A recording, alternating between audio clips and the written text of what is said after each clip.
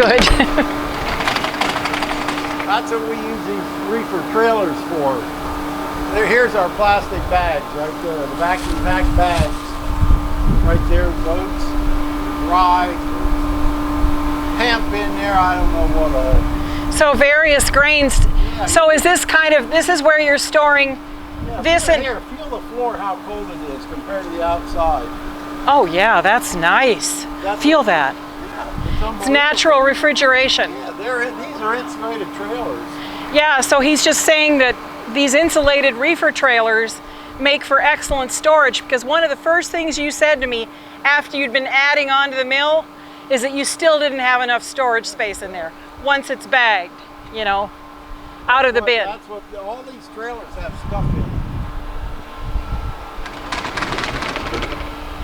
So can we fill the wheel? Henry, can you explain why you like this method of storage, how it works for you?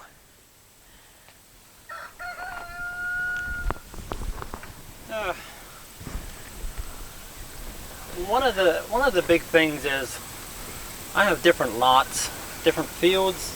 I put it in bags, and I can go in here in my reefer and I can pull out what I want. I can mix and match. I can pull out what I want for seed. Everything was just put in a bin on top of each other. Yeah, it'd be all mixed. And at this point, it might be important to mention to folks that you're not only selling flour and berries as food, you're also selling einkorn seed. So you're making a determination after each season. You're testing the grain, you're looking at germ, you're looking at seed size, right? And how do you do then, what kind of seed goes with what product usually? It varies so much year by year. One of the number of things, of course, is germ. We need seed that has a good germ.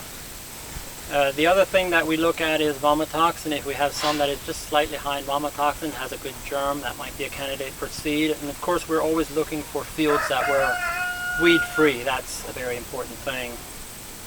For the seed. For the seed, yes. Yeah.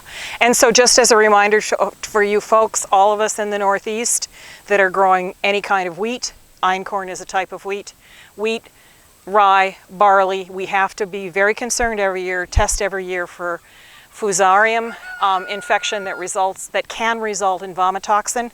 And so Henry, like everybody else, he has a very good track record of keeping that vomitoxin low, but you can never tell. So what he's suggesting, since fusarium is ubiquitous, it is possible to plant seed that's slightly infected, that may, for example, have a vom of over 1 part per million, which is the FDA guideline that it has to be 1 part per million or under as a finished product to be sold to humans. So this is a nice, I know several growers that do this. Is this refrigerated at all? No, it is not. Another thing I'd like to mention is, since I'm using this reefer, I have not had granule weevils. I have not had a problem with stuff like that infecting the grain. Now, what do you attribute that to? I'm not sure, but it just seems I can broom it out. It's fiberglass and it's metal. There's no wood for the stuff to hide in. Right. It just seems to work. And notice that it's rodent proof. Very important for. That is very important. Yeah. Yeah. So this is. I know that Henry, at one point you were thinking of putting up some bins. I was. But you decided that for what you're doing, and it makes sense with all your mixing and matching, because remember that Henry is also a miller, so he's changing up as he's getting reports back from his bakers, right? And we always want to pull out stuff that has the highest quality gluten for bread flour, and the stuff not quite as high quality gluten goes for other baked goods.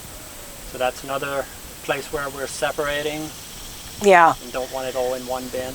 So are those sacks, whether they've 50 to 80 pounds or? It's usually 55 to 70 pounds in there. And remember that this idea can be scaled up too. For example, I know people that have actual semi truck trailers, so bigger trailers than this. And if you have something like that, you can also store in there ton totes. Right.